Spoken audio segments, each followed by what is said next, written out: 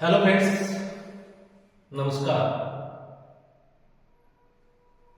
आज हम पुनः एक नदी के बारे में पढ़ेंगे। पहले हम पढ़ चुके हैं बेड़स के बारे में। आज हम पढ़ेंगे बनास नदी के बारे में। कई बार एक क्वेश्चन आता है कि राजस्थान की सबसे लंबी नदी कौन सी है, तो हम कंफ्यूज हो जाते हैं कि मैं इसका आंसर चंबल करूं या बनास करूं। कई बार हम चंबल कर देते हैं तो कई बार हम बनास कर देते हैं। कंफ्यूज वजह क्या है उसके पीछे? क्योंकि हमने जो भी पढ़ा है वो केवल रटा है। रटा एप्लीकेशन सिस्टम से हमने पढ़ाई की है। जहां तक कि मेरा नॉलेज है, मेरा एक्सपीरियंस है, मैं 18 साल से राज्य की सेवा में कार्य कर रहा हूं। ज्योग्राफी के लेक्चरर पद पर हूं मैं। मेरी education double MSc, net, set, MPhil और बीएड है। जहां तक हम पढ़ते हैं केवल एक रटा एप्लीकेशन करते हैं और रट का कम समय के लिए वो चीजें याद करते हैं और परीक्षा के दौरान हम कंफ्यूज हो जाते हैं। इसलिए आप थोड़ा पढ़ें, कम पढ़ें, लेकिन रटा एप्लीकेशन नहीं करें। आप गहराई तक जाए, डीपली से पढ़े। आपका टॉपिक क्लियर होना चाहिए। चाहे एक दिन के अंदर आप एक टॉपिक पढ़ें, लेकिन वो पूर्ण रूप से क्लियर हो। उसके अंदर कहीं से भी कितने भी डीपली से क्वेश्चन पूछा जाए, उसका आंसर देने में हम सक्षम हो, ऐसा ध्यान करें। कई बार मैं जब बच्चों के सामने जाता हूं, बच्चों को पढ़ाता हूं क्लास के अंदर, तब बच्चे कहते हैं कि सर हमारी एक समस्या है। वो समस्या यह है कि हमें याद नहीं रहता है। पढ़ते तो हैं, हम बहुत पढ़ते हैं सर, लेकिन हमारी याद नहीं रहती। मैं बच्चों से कहता हूं कि ऐसा संभव है कि हम पढ़ें और वो चीज हमारी याद नहीं रहे। मैंने कहा कि आपके पढ़ने का जो तरीका है वो गलत है। यदि आप पढ़ लेते हैं उस चीज को, तो वादे के साथ कहता हूं, एविडेंस के साथ कहता हूं कि हम ताज जिंदगी हम कभी उस चीज को भूल भी नहीं पाएंगे। यदि आप भूलने की कोशिश करोगे आप तब भी नहीं भूल पाएंगे। यदि किसी डॉक्टर के पास जाएंगे, साहब मैंने इतना पढ़ लिया है, सभी मेरी याद है, मैं भूलना चाहता हूं, तो डॉक्टर साहब भी कहेगा हमारे पास कोई ऐसी मेडिसिन नहीं है जो आपके जो मेमोरी है, जो आपने याद किया है, उनको भूला जा सके। केवल वही चीज भूलते हैं जो हम रटते हैं, रटा एप्लीकेशन करते हैं। आजकल एक सिस्टम और चल पड़ा है, ट्रिक सिस्टम। उससे मिलाओ, उससे मिलाओ। बनास की सहायक नदी है, बेड़च है, इसमें बै है, इसके अंदर बै है, बै ऐसे करके इस प्रकार भी करते हैं। ये इस प्रकार सिस्टम से आप बचे, आप गहराई से पढ़ें और प्रत्येक चीज का आप मैप आपके दिमाग के अंदर होना चाहिए। चलिए हम टाइम काम में करके हम टॉपिक पर आते हैं। जो मैंने आपसे क्वेश्चन किया था कि राजस्थान की सबसे लंबी नदी कौन सी है। राजस्थान की सबसे लंबी नदी चंबल नदी है, इसमें कोई दो राय नहीं है। लेकिन ये क्वेश्चन यदि आरपीसी द्वारा इस प्रकार से पूछ लिया जाए कि राजस्थान के अंदर बहने वाली, पूर्णतः बहने वाली सबसे लंबी नदी कौन सी है, आंसर आएगा बनास नदी। उस टाइम के अंदर आपको आंसर करना है बनास। यानी राजस्थान के अंदर ही बहने वाले, पूर्ण रूप से बहने वाले, ये राजस्थान के अलावा कहीं नहीं बहती है। चंबल नदी देखिए मध्य प्रदेश से आती है, राजस्थान से बहती है, यूपी में जाती है, 30 स्टेटों में बहती है। तो देखिए यहां पर बनास नदी पूर्ण राजस्थान में बह रही है। तो पूर्ण राजस्थान में बहने वाली सबसे लंबी नदी कौन सी है, सबसे बड़ी नदी कौन सी है, बनास नदी है। इसे मेवाड़ की गंगा भी कहते हैं। क्यों कहते हैं मेवाड़ की गंगा? और आज तक आरबीसी के द्वारा कौन कौन से क्वेश्चन पूछे गए हैं इस नदी के ऊपर, वो हम वीडियो के लास्ट के अंदर देखेंगे, डिस्कस करेंगे। देखिए इसका उपनाम बनास नदी, उपनाम मेवाड़ की गंगा, वन की आशा, इसका उपनाम है वन की आशा। तो आप सोचते हैं इसको वन की आशा इस प्रकार रटाफिकेशन करते हैं, सीधी सी बात है। जब देखिए वन की आशा बनास, ये एक वर्षा की नदी है, केवल मानसून के समय आती है, 2-3 महीने चलती है, उसके पश्चात ये प्रभावित नहीं होती है। तो जब ये महीना आता है अप्रैल मई जून, उस महीनों के अंदर अरावली की पहाड़ियों पर जो पेड़ है जंगल है वो सूख जाते हैं, एकदम सूख जाते हैं, उनकी पहाड़ियां सुनसान नजर आती है। तो ये जैसे ही मानसून आता है इस नदी के अंदर पानी आने लगता है और आसपास का जो वन है वो हरा भरा हो जाता है, और इसी कारण इस नदी का नाम वन की आशा यानी बनास पड़ा। अब चलिए उद्गम स्थल की बात करते हैं। हम बनास नदी के ऊपर 8 पॉइंटों पर अब डिस्कस करेंगे। देखिए मैं जरूर एक गवर्नमेंट लेक्चरर हूं, लेकिन मैं अपने आप को एक स्टूडेंट मानता हूं। मैं एक ज्योग्राफी का स्टूडेंट हूं और मुझे तो टूटा फूटा आता है, मैं आपको बता देता हूं और आपसे मैं सीखता हूं। बस इतना ही है कि हम दोनों एक, मैं यहां पर यह नहीं है कि मेरी कोचिंग क्लास एक है और है, मैं इनको एक वर्कशॉप मानता हूं। एजुकेशन वर्कशॉप है जहां विचारों का आदान प्रदान किया जाता है। जो टूटा फूटा हमें आता है हम आपको दे देते हैं, हम और आपसे हम सीख लेते हैं। इस प्रकार से हम उसको मेरे वर्कशॉप माना है। हम बनास नदी के 8 पॉइंट हैं, 8 पॉइंटों का अध्ययन करेंगे। नंबर 1, बनास नदी का उद्गम स्थल कौन सा है। नंबर 2, इसे किस उपनाम से जाना जाता है। नंबर 3, इसकी लंबाई कितनी है। नंबर 4, पर्वत क्षेत्र कौन कौन से हैं।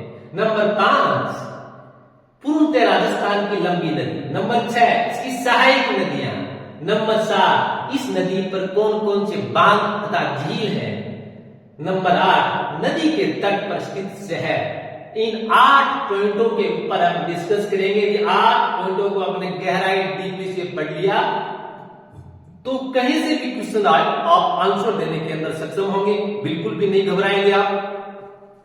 उद्गम स्थल, उपनाम, लंबाई, पर्वत क्षेत्र, सहायक नदियां, बांध एवं झील, नदी तट पर स्थित शहर, इस प्रकार से याद करेंगे। अब दूसरी बात, आप सोचते हैं कि हम भूगोल पढ़ रहे हैं। जितने भी सब्जेक्ट हैं, चाहे वो ज्योग्राफी हो, चाहे वो हिस्ट्री हो, चाहे वो इकोनॉमिक्स हो, चाहे कल्चर हो, जितने भी सब्जेक्ट आपस में जुड़े हुए हैं, आपस में जुड़े हुए, आप जोड़कर पढ़िए। मैं इस प्रकार मैं भूगोल पढ़ रहा हूं तो बनास नदी के बारे में पढ़ूंगा, इसका उद्गम स्थल कौन सा है, लंबाई कितनी है और किन किन पर्वत क्षेत्र है, किन किन जिलों के इसका पर्वत क्षेत्र है। मैं इतना ही पढ़ूंगा। अरे भैया इतना क्यों पढ़ता है तुम, जोड़कर पढ़ो ना मेरे मित्रों। इस प्रकार से नहीं पढ़ेगा, जोड़कर पढ़ेगा। इतिहास को भूगोल से जोड़े, भूगोल को इतिहास से जोड़े, जो इकोनॉमिक्स से, दोनों से जोड़े यार। हम देखेंगे यार बनास का जो कैचमेंट एरिया है, बनास का जो जल संबंध क्षेत्र है, दोनों ओर का कैचमेंट एरिया कौन सा होता है। बनास नदी के अंदर जिस जिस क्षेत्र से पानी आता है, जिस जिस स्थान से, दोनों ओर स्थान से पानी आता है, वो कैचमेंट एरिया या जल संबंध क्षेत्र कहलाता है। वहां जल संबंध क्षेत्र या कैचमेंट एरिया के अंदर चाहे वो इनका इतिहास हो, चाहे भौगोलिक हो, चाहे आर्थिक गतिविधियां हो, चाहे वो सांस्कृतिक गतिविधियां हो, उन सभी का अध्ययन करेंगे, आपस में जोड़कर करेंगे मित्रों। तो पॉइंट नंबर 1, उद्गम स्थल।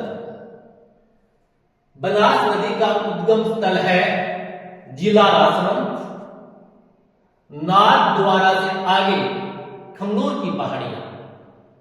देखिए यह है खमनोर की पहाड़ियां। खमनोर की पहाड़ियों से बनास नदी का उद्गम होता है। देखिए यहां ये खमनोर की पहाड़ियां, यहां से बनास नदी का उद्गम हो रहा है और यहां से चलने के पश्चात एक गांव आता है बाहगे। वहां पर बनास नदी पर सबसे पहला डैम बनाया गया है। कई बार प्रश्न पूछ लेते हैं कि बनास पर कौन कौन से डैम बने हुए।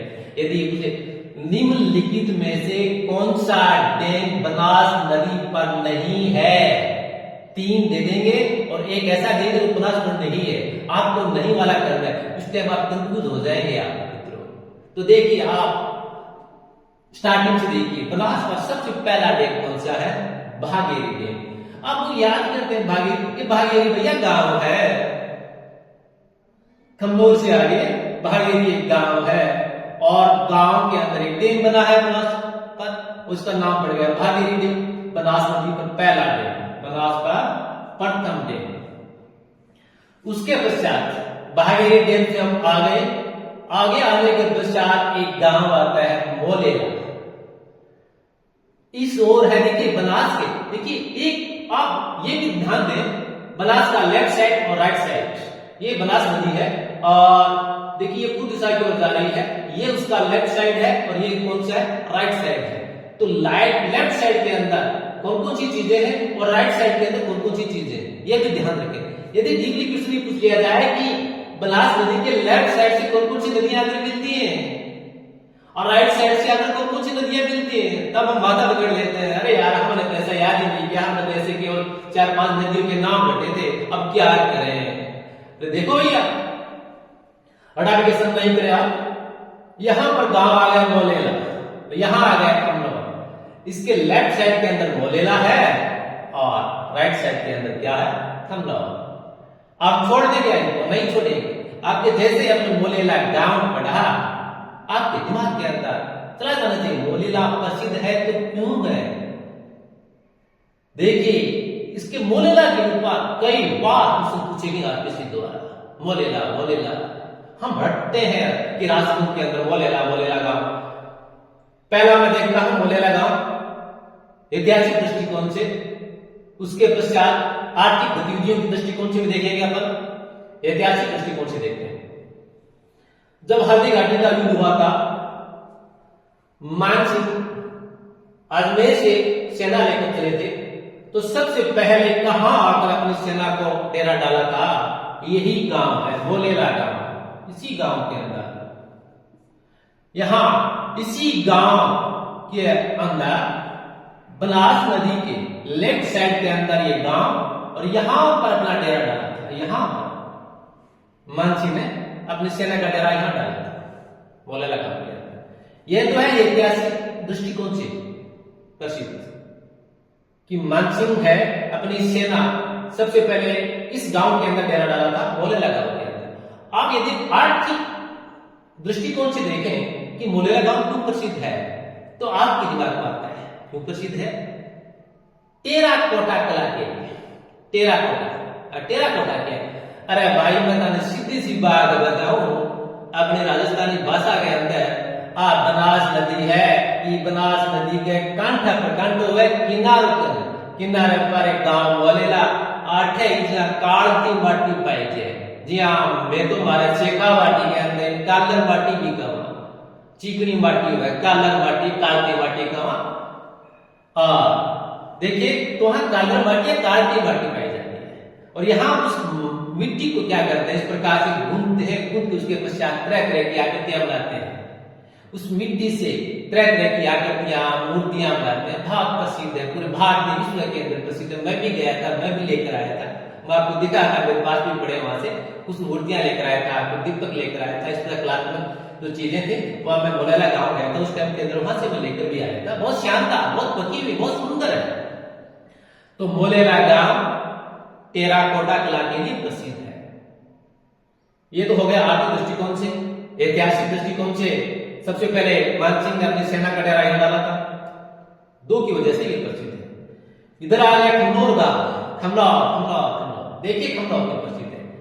तो खमनौर हमारे दिमाग के अंदर आता है, खमनौर का युद्ध।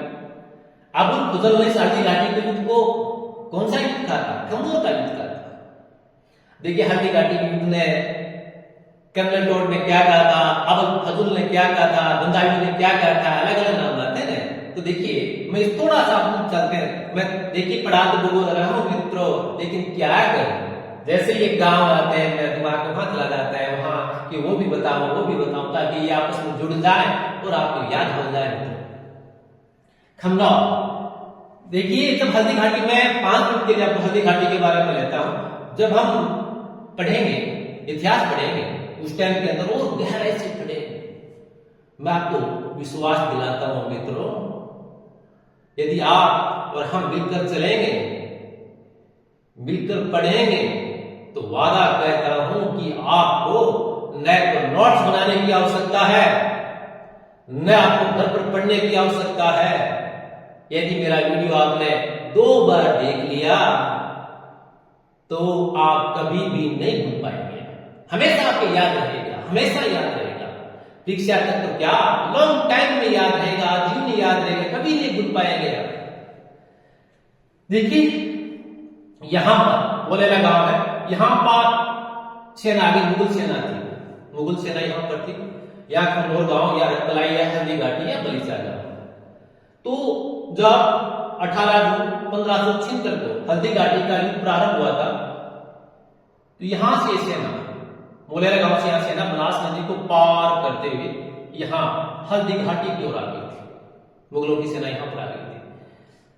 हमारे महाराणा प्रताप की जो वीर सेना है, यहां पर पहाड़ियां हैं, यहां इस प्रकार से पहाड़ियां हैं, इस प्रकार से पहाड़ियां हैं, ये पूरा पहाड़ी प्रदेश है। तो यहां पर गहरी गहरी घाटियां, तंग घाटी है, घाटी छोटा सा रास्ता होता है जहां से गुजरना बड़ा मुश्किल हो, वो घाटी कहलाता है। तो पहाड़ होते हैं, देखिए ये पहाड़ और ये पहाड़, ये 2 पहाड़ है, इनका तो बीच का हिस्सा है, बीच का हिस्सा ये क्या कहलाता है, घाटी कहलाता है। तो यहां पर घाटी छोटा सा तंग रास्ता था, इसको हल्दी घाटी में कहते हैं। हल्दी क्यों कहते हैं? क्योंकि यहाँ की जो चट्टान है, यहाँ की जो मिट्टी है, उसका रंग हल्दी जैसा है, यानी पीला है। मैं गया था, मैंने देखा भी था, तो वहां की चट्टानों का रंग है वो एकदम पीला हल्दी जैसा। शायद मेरे हिसाब से इसके अंदर फेरिक ऑक्साइड की मात्रा ज्यादा होनी चाहिए, इनकी वजह से इसका रंग क्या होता है, पीला हो जाता है। ये अलग एक साइंस का क्वेश्चन है। तो यहाँ महाराणा प्रताप की जो सेना है वो यहाँ पर्वतों के ऊपरी हिस्से पर यहाँ पर मौजूद थी, यहाँ हल्दी घाटी के यहाँ पर मौजूद थी। यहाँ से मुगलों की सेना आ रही थी। तो 18 जून 1576 को जब युद्ध सुबह प्रारंभ हुआ था, प्रथम चरण की बात है, सुबह सुबह रणभेरी बजी थी, उस टाइम हल्दी घाटी के अंदर इतना भयंकर युद्ध हुआ। महाराणा प्रताप की वीर सेना शेरों की भांति मुगलों की सेना पर टूट पड़ी और मुगलों की सेना के अंदर अफरा तफरी मच गई और मुगल सैनिक मारे गए, अपनी जान बचाकर भाग गए। और जान बचाकर किस ओर भागे? इस ओर खमनोर की ओर, इस ओर भागे। देखिए यहां से आ रहे हैं, कहां से आए मुगल सैनिक? मोलेला गांव से आए। ये देखिए उत्तर दिशा है, नॉर्थ है, नॉर्थ दिशा से आए और किस ओर आए? साउथ की ओर आए।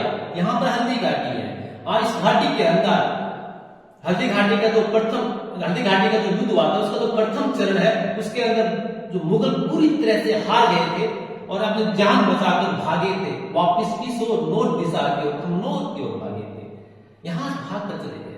तब महाराणा प्रताप की वीर सेना यहां एक रक्त तलाई है, बनास नदी, देखो यहां पर है, बनास नदी के किनारे पर रक्त तलाई नामक स्थान है, वहां पर आकर विश्राम कर रहे थे। बहुत ही प्रसन्न थी क्योंकि उन्हें सफलता मिली थी। यहां पर रश कर रहे थे महाराणा प्रताप की वीर सेना यहां। तो पुनः मुगलों ने इस रश करती विश्राम करती हुई सेना पर आक्रमण कर दिया। ये हल्दी घाटी का युद्ध का दूसरा चरण था, शायद 12 बजे के आसपास ये शुरू हुआ था। इसके अंदर महाराणा प्रताप का जो घोड़ा है चेतक, वो घायल हो गया था। घायल होने के पश्चात वीर महाराणा प्रताप अपने घोड़े को लेकर इस ओर आ जाते हैं, इस ओर आ जाते हैं। यहाँ गांव पड़ता है बलीचा, यहाँ हल्दी घाटी से करीबन 2 किलोमीटर आसपास होगा। हल्दी घाटी से 2 किलोमीटर शहर के अंदर एक गांव है, छोटा सा गांव बलीचा गांव। यहाँ बलीचा गांव की होली बड़ी प्रसिद्ध है भाई। मेवाड़ के अंदर एक बलीचा गांव है, शानदार होली, उनकी होली प्रसिद्ध है।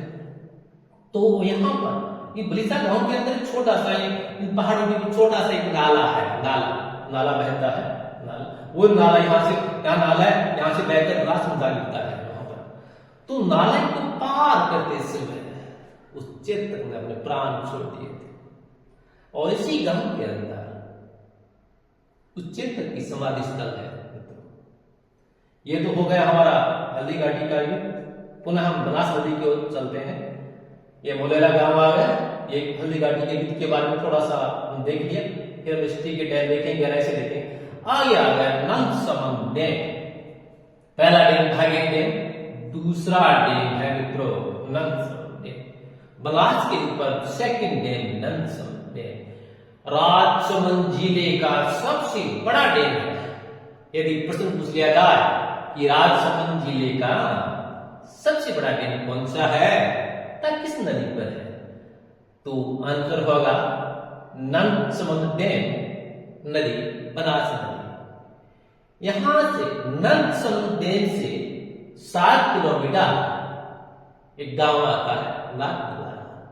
आपके नाथद्वारा नाम सुनते ही आपके दिमाग में चला जाना चाहिए। यहाँ इस गांव का प्राचीन नाम छिहाड़ था। यहाँ श्रीनाथ जी की मूर्ति लाई गई और यह श्रीनाथ जी की मूर्ति को एक हवेली के अंदर रखा गया। तो श्रीनाथ जी का यहाँ पर मंदिर है, प्रसिद्ध श्रीनाथ जी का मंदिर है, इसी के नाम इसका नाथद्वारा पड़ा। हम जब पढ़ेंगे सांस्कृतिक टॉपिक पढ़ेंगे उस टाइम के अंदर डीपली पढ़ेंगे श्रीनाथ जी के बारे में, तो नाथद्वारा के अंदर श्रीनाथ जी का मंदिर है। नाथद्वारा के पश्चात देखिए, नाथद्वारा के पश्चात हम जा पहुंचे हैं कोठारिया गांव। कोठारिया, अब भाई मैं आपसे पूछूं कि कोठारिया गांव क्यों प्रसिद्ध है, तो आप थोड़ा गहराई से जाइए। अब हम देखिए कोठारिया गांव 1857 की क्रांति की बात करते हैं। 1857 की क्रांति की बात करते हैं। उस टाइम के अंदर कोठारिया के रावत जोत सिंह चौहान का नाम आपके सामने आता है। वही कोठारिया गांव है। इनके रावत जोत सिंह चौहान ने टांका टोपे को शरण दी, आर्थिक सहायता दी। आवा के ठाकुर जो पाली के अंदर पड़ता है ना, हुआ ये पाली है भैया, ये देखिए ये राजसमंद है और ये राजसमंद यहाँ पर ये कुंभलगढ़ का किला है। यहाँ कुंभलगढ़ है और कुंभलगढ़ की साइड के अंदर पाली लगता है। ये पूरा पाली वाला इलाका आता है और पाली के अंदर यहाँ पर क्या पड़ता है, आवा पड़ता है। तो आवा के ठाकुर है कुशाल सिंह, उनको भी यहाँ पर उन्होंने शरण दी थी, मदद की थी। तो कई बार परीक्षा में प्रश्न पूछा गया था आरपीसी के अंदर, टांका टोपे को किसने शरण तथा आर्थिक सहायता दी थी, तो कोठारिया के रावत जोत सिंह चौहान ने। परीक्षा में कई बार प्रश्न पूछा गया। यही बनास नदी के किनारे पर मित्रों, नाथद्वारा से हम जब चलते हैं, नाथद्वारा से आगे तो जो रेल मगरा है उससे पहले पड़ता है, रेल मगरा है उससे पहले कोठारिया गांव आता है, प्राचीन गांव इसी बनास नदी के किनारे पर। और पढ़ेंगे हम, जब उनका इतिहास पढ़ेंगे तब गहराई से पढ़ेंगे, तब आपके दिमाग में आना चाहिए। जब इतिहास पढ़े तब आपके दिमाग में आना चाहिए कोठारिया कहां पर है। जब हम पढ़ेंगे कि कोठारिया का शासक रावत जोत सिंह चौहान ने टांका टोपे को शरण दी थी, आर्थिक सहायता दी थी, आवा के ठाकुर कुशाल सिंह को सहायता दी थी, शरण दी थी, तो आपके मन में ये रिटे नहीं कोठारिया कोठारिया कोठारिया के शासक, कोठारिया के शासक नहीं आता, तुरंत दिमाग कहां चला जाना चाहिए, बनास नदी। बनास नदी के अरब साइड के अंदर एक गांव है, पहाड़ों के बीच बसा हुआ बहुत ही सुंदर कोठारिया गांव, वहां चला जाना चाहिए आपको। अब हम चलेंगे कोठारिया से आगे। देखिए कोठारिया से जैसे आगे चलते हैं तो यहां पर देखते हैं नदी, देखते हैं ये नदी कौन सी है भाई, आप देखो, आप नदी कौन सी है, देखो यहां से आ रही है, गणगौर की पहाड़ियों से आ रही है और यहां से आते हुए यहां मिल रही है। ये नदी है गोमती नदी, गोमती नदी है। देखिए यहां पर एक प्रश्न उठता है, बनास नदी की प्रथम सहायक नदी कौन सी है, यानी बनास के अंदर मिलने वाली प्रथम सहायक नदी कौन सी है मित्रों, गोमती नदी है। कौन सी नदी है, गोमती नदी है।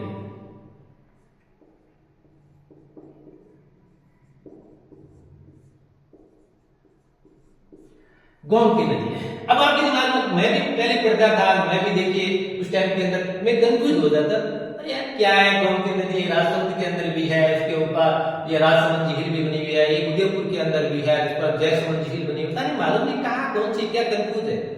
तो मैं बता देता हूँ, गोमती नदी एक राजसमंद के अंदर भी है, एक क्या है उदयपुर के अंदर भी है। तो जयसमंद झील है वो भी, देखिए जयसमंद झील है मीठे पानी की सबसे बड़ी झील है, वो भी गोमती नदी पर बनी हुई है। और देखिए ये राजसमंद झील है, ये भी किस पर बनी हुई है, गोमती नदी पर बनी हुई है। कंफ्यूज बिल्कुल भी नहीं हुए, वो उदयपुर की नदी है गोमती नदी भैया। ये किसकी नदी है, ये राजसमंद की नदी है। ये राजसमंद के अंदर बहने वाली गोमती नदी है, और वो नदी कौन सी है, उदयपुर के अंदर बहने वाली नदी है। पढ़े उस टाइम के अंदर गोमती नदी। तो आंसर ये आएगा, बनास की प्रथम सहायक नदी गोमती नदी। और यदि ये प्रश्न आ जाए कि बनास के लेफ्ट साइड में मिलने वाली प्रथम सहायक नदी कौन सी है, देखिए बनास के ये लेफ्ट साइड है, लेफ्ट साइड में मिलने वाली प्रथम नदी कौन सी है, आंसर गोमती नदी आएगा। और यदि ये क्वेश्चन आ जाए बनास के राइट साइड में मिलने वाली प्रथम नदी कौन सी है, मित्रों भेड़स नदी है। मेरा पहला वीडियो है भेड़स नदी के बारे में मैं पढ़ा चुका हूं ऑलरेडी, वो देख लेना। आपसे रिक्वेस्ट है मित्रों, यदि हमारा यह वर्कशॉप अच्छा लग रहा है तो मित्रों मेरे चैनल को प्लीज सब्सक्राइब करें। मैंने ये चैनल अभी 2 दिन पहले शुरुआत किया है, ऐसा नहीं कि मेरा चैनल कोई पुराना है, मेरा ये सेकंड वीडियो है मित्रों। मैं मेहनत करके ये वीडियो बनाता हूँ। आपसे रिक्वेस्ट है कि ज्यादा से ज्यादा मेरे चैनल को सब्सक्राइब करें, लाइक करें। यदि मेरा चैनल मोनेटाइज हो जाता है, सब्सक्राइब बढ़ जाते हैं, तब मित्रों मैं जो आपकी तैयारी करने वाले हैं, ज्योग्राफी लेक्चरर, स्कूल लेक्चर की तैयारी करने वाले हैं, उनके ऑलरेडी मैंने नोट्स बना रखे हैं, हाथ से लिख लिख कर नोट्स बना रखे हैं, मैं वो भी अपलोड कर दूंगा। और राजस्थान की भूगोल के नोट्स हैं, आप लेना चाहो तो वो भी मैं आपको भेज दूंगा।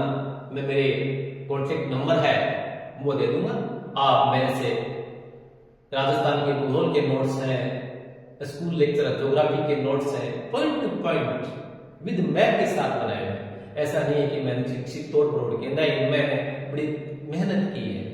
मैप के द्वारा एक पॉइंट क्लियर करके उसके पश्चात नोट्स तैयार किए मित्रों। बस अफसोस इसी बात का है, मैंने 2 दिन पहले ये किया था, मेरा चैनल मोनेटाइज हो जाए, उसके पश्चात आप मेरे से आप नोट्स मांगेंगे तो नोट देने के लिए तैयार। यदि भूगोल राजस्थान के भूगोल के मांगेंगे तो उसको बेस मेरे पास नोट्स पड़े हैं, विश्व के भूगोल है, भारत का भूगोल है, उसके नोट्स मेरे बनाए हुए हैं। तो प्लीज आप सब्सक्राइब जरूर करें, अपने मित्रों के पास भी भेज लें, उनसे भी सब्सक्राइब करवाएं, आपकी मर्जी। तो मेरा वीडियो अच्छा लगे तो आपसे रिक्वेस्ट कर रहा हूं, केवल हाथ जोड़ रिक्वेस्ट कर रहा हूं, और आपकी मर्जी। तो यहां यदि ये पूछ लिया जाए बनास की सबसे लंबी एंड सबसे बड़ी सहायक नदी कौन सी है, भेड़स नदी। बनास की सबसे बड़ी सहायक नदी है भेड़स नदी। बनास के दाएं साइड से मिलने वाली प्रथम नदी है भेड़स नदी।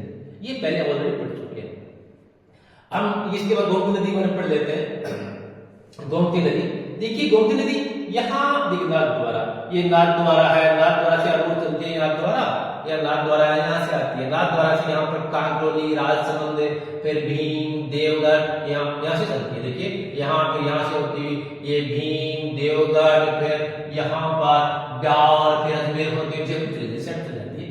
तो यहाँ पर देखिए साइड के अंदर जो ये नेशनल हाईवे गुजर रहा है, ये हमारा जो ब्यावर अजमेर से होते उदयपुर जाता है, इसके इस साइड है, इस साइड है, इस साइड में यहाँ पर गढ़बोर की पहाड़ियां हैं। गढ़बोर की पहाड़ियों से इसका उद्गम स्थल होता है, उद्गम है। गोमती नदी का उद्गम स्थल है गढ़बोर की पहाड़ियां, यहां से नदी निकलती है। और गढ़बोर एक प्राचीन नाम है। गढ़बोर के अंदर मेवाड़ के आराध्य देवी चार भुजानाथ जी का मंदिर है। यह भारतीय चमत्कारिक मंदिर है मित्रों। मैं एक बार गया था, यहां भगवान विष्णु की 4 भुजाओं वाली काले रंग पत्थर की मूर्ति है।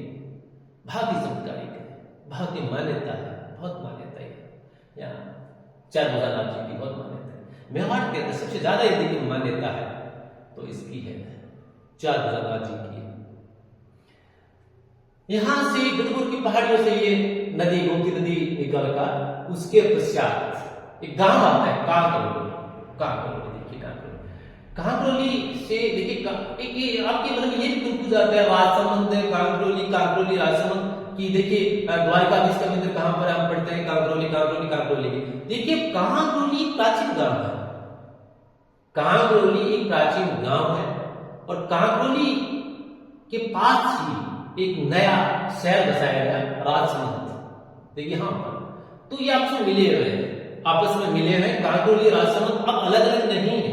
अब कभी राजसमंद जाते हैं, राजसमंद का जो है उत्तरी हिस्सा है, इस शहर का जो उत्तरी हिस्सा है राजसमंद झील के आसपास का है वो राजसमंद वाला क्षेत्र कहलाता है, जो आधुनिक शहर है। और जो प्राचीन गांव है जो कांकरोली, उसके किनारे पर ये झील बनाई गई थी, उसी के वहां पर ये राजसमंद जो शहर बसाया गया था। तो ये कांकरोली दक्षिण हिस्से वाला हिस्सा कांकरोली कहलाता है, प्राचीन गांव है। तो देखिए राजसमंद झील के किनारे पर यहाँ गोमती नदी पर एक झील बनाई गई है राजसमंद झील। राजसमंद झील के ऊपर हमारे एक स्पेशल वीडियो आएगा, एक तो जयसमंद झील के ऊपर हम स्पेशल वीडियो बनाएंगे, एक राजसमंद जो झील है उसके ऊपर हम एक स्पेशल वीडियो बनाएंगे, तब हम गहराई से अध्ययन करेंगे। वही राजसमंद झील है जहां महोत्सव की पार भी उसका किनारा है, उसके किनारे पर द्वारिकाधीश का मंदिर भी है और यहाँ पर आकर यह नदी मिल जाती है। जैसे ही यहाँ इस नदी के पश्चात देखो आगे एक रोड जा रही है, दक्षिण की ओर रोड जा रही है। यह रोड है रेल मगरा की ओर जाती है। रेल मगरा इसकी एक तहसील है, राजसमंद की एक तहसील है राजसमंद जिले के अंदर। यहां से करीबन 10-12 किलोमीटर दक्षिण की ओर जाएंगे तब रेल मगरा कस्बा आता है और रेल मगरा से 5 या 7 किलोमीटर जाते हैं। उस टाइम के अंदर 2 गांव आते हैं, राजपुरा और दरीबा। अब हम एक साथ ही पढ़ते हैं। देखिए कि राजस्थान के अंदर सीसा दस्ता इन माइंस कहाँ है, सीसा दस्ता कहाँ निकलता है, उस टाइम पढ़ते हैं। राजसमंद के अंदर पहला क्या आता है, रा आता है और यह राजपुरा दरीबा राजपुरा के अंदर भी रा है, राजसमंद के अंदर भी रा है। इस प्रकार से मिला लेते हैं, रा इसमें रा है और रा से राजपुरा हो गया, दरीबा इस प्रकार से। तो कई बार ये कंफ्यूज हो जाते हैं, ये दरीबा है और यदि ये पूछ लिया जाए देवारी, ये दरीबा है मित्रों। और देखिए ये नजदीक है, 2 गांव है, राजपुरा गांव है, दरीबा गांव है, दोनों के बीच करीबन 2-2.5 किलोमीटर की दूरी है, मात्र छोटे गांव है। यहाँ पर सीसा दस्ता की प्रसिद्ध माइंस है। राजस्थान के अंदर कहाँ का सीसा दस्ता निकलता है, देखिए राजसमंद के अंदर राजपुरा और दरीबा माइंस। वही इसमें दरीबा एक देवारी है उदयपुर के अंदर। जब हम यहाँ चित्तौड़ से उदयपुर जाते हैं तो उस हाईवे पर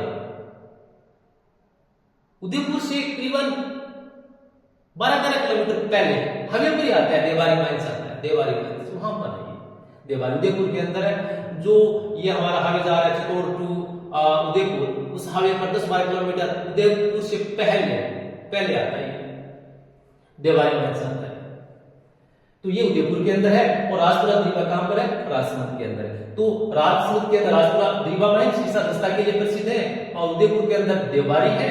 और देखिए भीलवाड़ा के अंदर कौन सा है, भीलवाड़ा के अंदर यदि आपने रा से रा मिला लिया, राजसमंद के अंदर रा है, इसके अंदर रा है, तो भैया कई बार रा के अंदर आड़ पड़ जाती है। यदि आ जाए रामपुरा ऊंचा तब उसमें भी रा है, वो कहां पर है, भीलवाड़ा के अंदर। तो भीलवाड़ा के अंदर देखिए भीलवाड़ा के अंदर साइड भीलवाड़ा मतलब अजमेर जाते हैं हम, जो भीलवाड़ा और नसीराबाद होते हुए जो हाईवे जाता है। तो देखिए वहां पर इस साइड के अंदर हाईवे से करीबन 10-15 किलोमीटर इस साइड के अंदर है, पश्चिम दिशा की ओर गांव है रामपुरा और अनूचा। वहां पर सीसा दस्ता की माइंस है भीलवाड़ा के अंदर, या भीलवाड़ा इस साइड के अंदर जो ये हाईवे जाता है यहाँ के आसपास पड़ता है, ये रामपुरा अनूचा यहाँ पड़ता है, रामपुरा अनूचा। और सीसा दस्ता की माइंस है वो भीलवाड़ा के अंदर है, ये राजसमंद के अंदर है और राजपुरा दरीबा। चलिए वापिस हम बलास नदी की ओर आते हैं। आज हम बलास नदी की यात्रा कर रहे थे।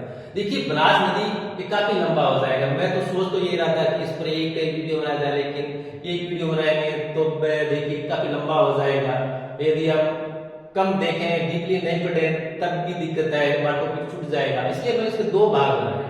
ये हमारा भाग प्रथम है और सेकंड भाग मैं सुबह अपलोड कर दूंगा। देखिए कल अपलोड करूंगा मैं सेकंड भाग। तो यहां पर आता है गिलूट। गिलूट देखिए गिलूट आते हैं आपकी बनास नदी के और राइट साइड के अंदर है प्राचीन। यहां पर तंब युगीन सभ्यता गिलूट विकसित हुई थी। अब यह प्रश्न आ जाए कि गिलूट सभ्यता कहां पर है, किस नदी पर है? तो गिलूट सभ्यता बनास नदी के दाएं भाग पर स्थित है। इस साइड के अंदर ये देखिए, इस साइड के अंदर ये बनास है और राइट साइड के अंदर ये। देखिए भैया मैं आप सोचेंगे, आप तो गूगल मैप पर देखेंगे तो ये गिलूट और बनास के बीच के अंदर 3 किलोमीटर का फासला दिखाता है। 3 किलोमीटर का फासला। यहाँ ये बनास है, यहाँ गिलूट 3 किलोमीटर का फासला। मैं गया था, गिलूट गया था, घर बीता रहता है गिलूट, तो उस टाइम के अंदर गिलूट गया था। वहां पर मैं जो यहाँ पर ये सभ्यता विकसित हुई थी, उत्खनन का कार्य हुआ था, वहां पर भी देखने के लिए गया था। उसके चारों तो आप तो पुरातत्व विभाग ने दीवार खींच रखी है, उसके गेट लगा रखा है, वहां पर उनके अवशेष है। तो उसका उत्खनन किसने करवाया, किसके निर्देशन हुआ था? बीबी लाल के नेतृत्व में हुआ था। यहाँ एक किला है उस टाइम के अंदर, वहां लोकल भाषा के अंदर, मेवाड़ी भाषा के अंदर मोडिया मगरी कहते हैं। यहाँ मैंने कहा था कि गिलूट जो सभ्यता है, हाँ जहाँ उत्खनन का कार्य हुआ था, मैंने वहां जाना है। तो उन्होंने कहा अच्छा आपको मोडिया मगरी जाना है क्या? तो मगरी देखिए, मगरी मेवाड़ के अंदर ऊंचा वाला भाग होता है, काफी ऊंचा, छोटी छोटी पहाड़ियां हैं या ऊंचा वाला भाग है, वहां को मगरी कहते हैं, मगरिया कहते हैं, मगरी कहते हैं। तो मोडिया मगरी है यहाँ पर गिलूट के और बनास के बीच के अंदर, वहां पर है, वहां पर ये सभ्यता विकसित हुई थी। आगे चलिए, आप गिलूट के पश्चात आगे चलते हैं मातृकुंडिया। अब दिमाग में आता है मातृकुंडिया। मातृकुंडिया नाम आते हैं, ये चित्तौड़गढ़ है, चित्तौड़गढ़ के राष्ट्र। देखिए ये इस साइड के अंदर जो गिलूट वाला क्षेत्र है, गिलूट के इस ओर, यहां पर देखिए गिलूट किस ओर, गिलूट राजसमंद और चित्तौड़गढ़ प्रॉपर गिलूट राजसमंद जिले के अंदर आता है, राजसमंद जिले के अंदर आता है। लेकिन गिलूट के इस साइड और क्या है, चित्तौड़गढ़ जिला है। ये गिलूट चित्तौड़गढ़ तथा राजसमंद दोनों की सीमावर्ती पर स्थित है। गिलूट के 3 या 4 किलोमीटर के पश्चात गांव के 3 किलोमीटर निकलते ही चित्तौड़गढ़ की सीमा प्रारंभ हो जाती है और इस ओर क्या है, राजसमंद है। तो यहां पर देखिए, यहां पर तहसील एक राजनी है, ये चित्तौड़गढ़ की एक तहसील है राजनी। राजनी का गांव है मातृकुंडिया। प्राचीन कहां है मातृकुंडिया? देखिए मातृकुंडिया, इसके अंदर कई बार क्वेश्चन पूछते हैं। अभी लैंड पूछा गया था आरपीसी के द्वारा, मेवाड़ का हरिद्वार कहते हैं मातृकुंडिया को, मेवाड़ का हरिद्वार भी कहते हैं। दूसरा एक 3 क्वेश्चन बनते हैं, तीनों ही क्वेश्चन आरपीसी द्वारा पूछे गए। मेवाड़ का हरिद्वार मातृकुंडिया को कहते हैं। दूसरा, मोतीलाल तेजावत ने एक ही आंदोलन की शुरुआत किससे की थी? भैया मातृकुंडिया से की थी। मोतीलाल तेजावत ने 1921 में इसी मातृकुंडिया स्थान पर एक ही आंदोलन की शुरुआत की थी। ये क्वेश्चन पूछा गया है। मैं देखिए, मैं ज्यादा डीपली नहीं पढ़ा रहा, डीपली का कोई अंत नहीं होता है, कितना ही आप चले जाओ डीपली, कितना भी गहराई के अंदर चले जाओ आप, हमें कोई रिसर्च नहीं करनी है मित्रों। हमें तो वही मैं क्वेश्चनों पर जो टॉपिक्स है उस पर मैं फोकस कर रहा हूं, जो आरपीसी द्वारा पूछे गए, आरपीसी द्वारा पूछे जाते हैं, चाहे सिविल सेवा के अंदर हो, चाहे किसी परीक्षा के अंदर हो, बार बार प्रश्न पूछे जा रहे हैं, उसी पर मैं फोकस कर रहा हूं। तो मातृकुंडिया के ऊपर 3 क्वेश्चन पूछे गए। पहला क्वेश्चन मेवाड़ का हरिद्वार मातृकुंडिया। दूसरा क्वेश्चन कि मोतीलाल तेजावत ने एक ही आंदोलन कहां से शुरुआत की थी? मातृकुंडिया से। कब की थी? 1921 में की थी। तीसरा क्वेश्चन मातृकुंडिया डैम से आता है। यहां पर एक डैम बना हुआ है बनास नदी के ऊपर, मातृकुंडिया है, वहां पर एक डैम बना हुआ है। और डैम देखिए तो इसमें यह क्वेश्चन आता है कि राजस्थान का सर्वाधिक गेट वाला डैम कौन सा है? सर्वाधिक गेट वाला, देखिए 52 गेट है यहाँ पर मित्रों, 52 गेट है इस डैम के ऊपर। अब देखिए 52 गेट कभी आपने डैम जिसने देखा उसको तो मालूम होता है डैम, जिसने नहीं देखा उसको ये कंफ्यूज होता है कि 52 गेट 10 गेट 20 गेट क्या होते हैं। देखिए हिंदी में कहते हैं बांध,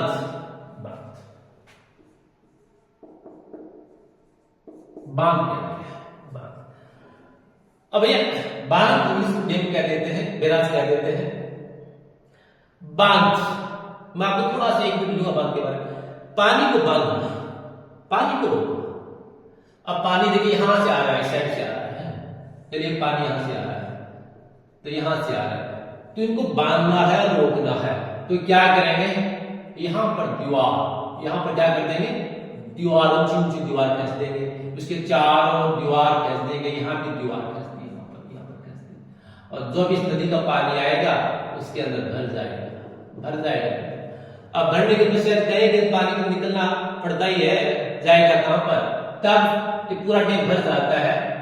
तो भरने के पश्चात यहां पर गेट लगाए जाते हैं, यहां पर इस हिस्से के अंदर गेट लगाए जाते हैं। जब भी ये डैम ओवरफ्लो हो जाता है तो गेट ये खोल दिए जाते हैं। तो इस प्रकार के यहां पर कितने गेट है, 52 गेट, 52 गेट, 52 गेट बात को नहीं। तो राजस्थान का सर्वाधिक गेट वाला डैम कौन सा है, मत्ती। फिर राजमी, और राजमी के पश्चात अब हम प्रवेश करेंगे कहां पर, भीलवाड़ा जिले के।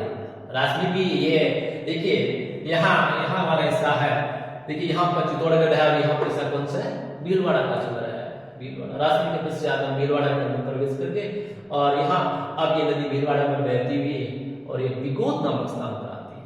बिगोद के अंदर, पहले मैं बिगोद के बारे में बता चुका हूँ मित्रों, में जब बेड़स नदी हम पढ़ रहे थे उस टाइम के अंदर बिगोद के बारे में गहराई से बताया था। बिगोद एक त्रिवेणी संगम है, देखो ये त्रिवेणी संगम है, यहाँ पर 3 नदियां आकर मिलती हैं, यहाँ बेड़स नदी है, या बेनास नदी है, मेलार नदी है, 3 नदियों का संगम है। ये तो प्रश्न कई दफा पूछा जाता है, बहुत बार पूछा गया त्रिवेणी संगम बिगोद के बारे में, कौन कौन सी नदियां आती है, बनास, बेड़स और मेनार नदी। तो बनास तो ऑलरेडी पढ़ चुके हैं, बेड़स भी पढ़ चुके हैं और मेनार पढ़ चुके हैं। जब मैंने बेड़स को पढ़ाया था उस टाइम के अंदर मेनार को पढ़ा दिया है, उस आप वीडियो के अंदर देख लेना। उसके पश्चात बिगोद के पश्चात एक गांव आता है नंदराय, ये भिलवाड़ा पड़ता है नंदराय के पास। यहां पर इसके अंदर दूसरी नदी देखिए, और लेफ्ट साइड से दूसरी नदी आकर मिल रही है, उसका नाम क्या है, कोठारी नदी। कौन सी नदी है ये, कोठारी नदी।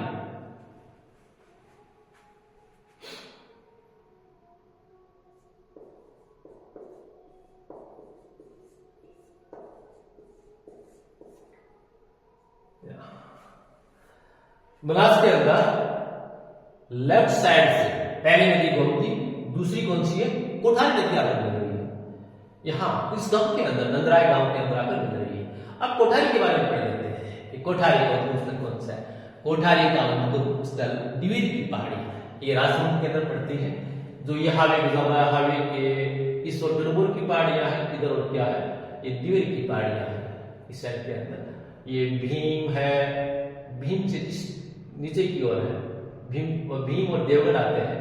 देखिए यहाँ पर एक पास और भी जाती है, भीम, देवगढ़, मगरा, गिलोड, और उसके पास हम चित्तौड़गढ़ की ओर जाती है। तो यहाँ पर देखिए दिवेर की पहाड़ी है, यहाँ दिवेर की पहाड़ी। तो उसका उद्गम स्थल कौन सा है, दिवेर की पहाड़ियां है, राजसमंद के अंदर है। और यहां से होती हुई नंदराय के पास किससे मिल जाती है, बनास से मिल जाती है। अब आगे चलते हैं, कोठारी नदी, भीलवाड़ा जो शहर है राजस्थान का, मैनचेस्टर, वस्त्र नगरी, इसी नदी के किनारे पर स्थित है। अब प्रश्न के बारे में पूछता है राजस्थान का मैनचेस्टर कौन सा है, राजस्थान का मैनचेस्टर भीलवाड़ा है, इसे वस्त्र नगरी भी कहते हैं। बहुत सारे मील्स है यहाँ पर। और दूसरा देखिए, भीलवाड़ा से 10-12 किलोमीटर पहले एक बांध बना हुआ है, मेजा डैम, इस नदी में बना हुआ है कोठारी। परीक्षा में बहुत बार पूछा जाता है, रिपीट होता रहता है, कोठारी मेजा डैम किस नदी पर है और कहां पर है। मेजा डैम कोठारी नदी पर है, कहां पर है, भीलवाड़ा के अंदर। कई बार पूछा जाता है। मेजा डैम से पहले एक सभ्यता आती है बाग पे। हाँ, पहले हम दिवेर के बारे में पढ़ लेते हैं। दिवेर की पहाड़ियां, तो आप रटे रहे दिवेर की पहाड़ियां कि ये दिवेर कौन सा है, दिवेर की पहाड़ियां। तो देखिए, आपने एक नाम सुना होगा दिवेर का युद्ध, दिवेर का युद्ध के बारे में।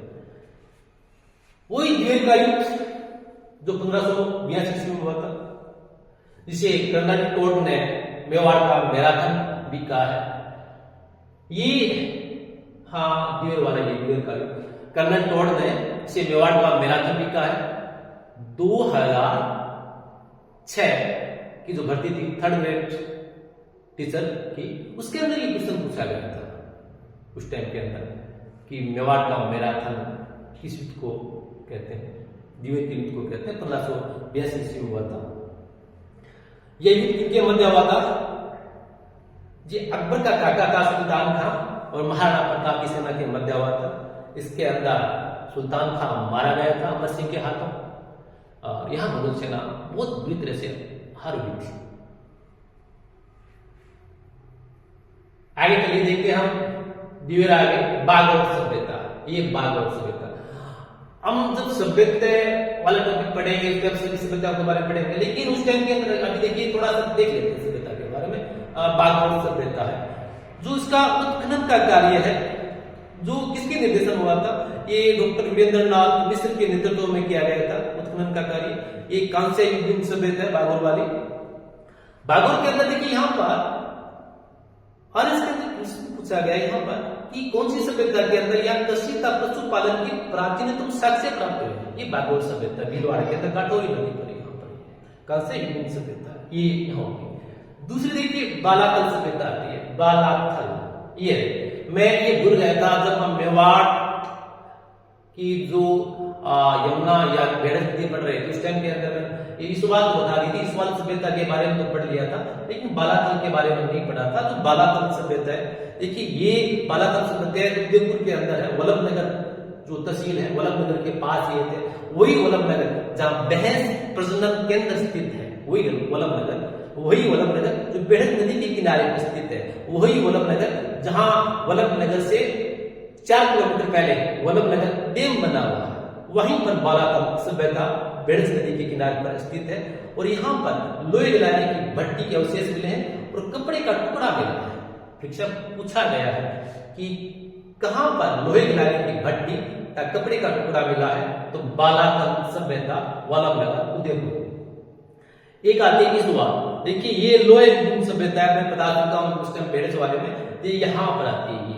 तो देखिए ये वहां जब हम मेवाड़ इसका बेड़स का उद्गम स्थल है गोगुंदा की पहाड़ियां, वहां से मद्दार गांव आता है। तो इसका उद्गम बड़ी मद्दार लेक से होता है। तो बड़ी मद्दार लेक से मद्दार गांव से जस्ट 7 किलोमीटर है ईसवाल। यहाँ पर ईसवाल गांव आता है। ईसवाल गांव है, ये लोहे युगीन सभ्यता है। यहां पर यहां लोहे गलाने के प्रमाण मिले हैं, लोहे गलाने की भट्टी है, उनके प्रमाण मिले हैं ईसवाल के अंदर। आप ईसवाल से आपके दिमाग में एक क्वेश्चन आना चाहिए कि ईसवाल एक लोहे युगीन सभ्यता है। यहां लोहे गलाने के प्रमाण मिले हैं, साक्ष्य मिले हैं। यहां से यहां 3-4 किलोमीटर आगे पूर्व की ओर 2 गांव आते हैं, थुर गांव और हुंडेर गांव। थुर गांव और हुंडेर गांव, तो थुर और हुंडेर मैं बता चुका हूं। वही थुर और हुंडेर गांव किस लिए प्रसिद्ध है? यहां पर लोहे ऐसे के भंडार मिला नहीं, तो लोहे ऐसे के भंडार यहां पर थुर और हुंडेर, यहां पर थुर और हुंडेर के अंदर लोहे ऐसे के भंडार है।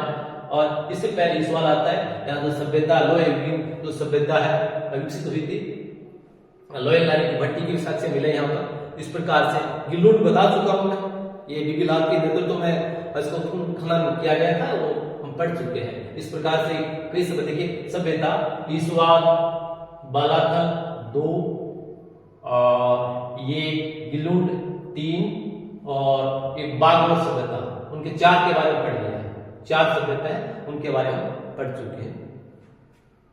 और हाड़, अरे हाँ हाड़ रह गया, मैं तो हाड़ सभ्यता है ये जहां वर्तमान के उदयपुर शहर है वहीं पर हाड़ सभ्यता विकसित हुई थी।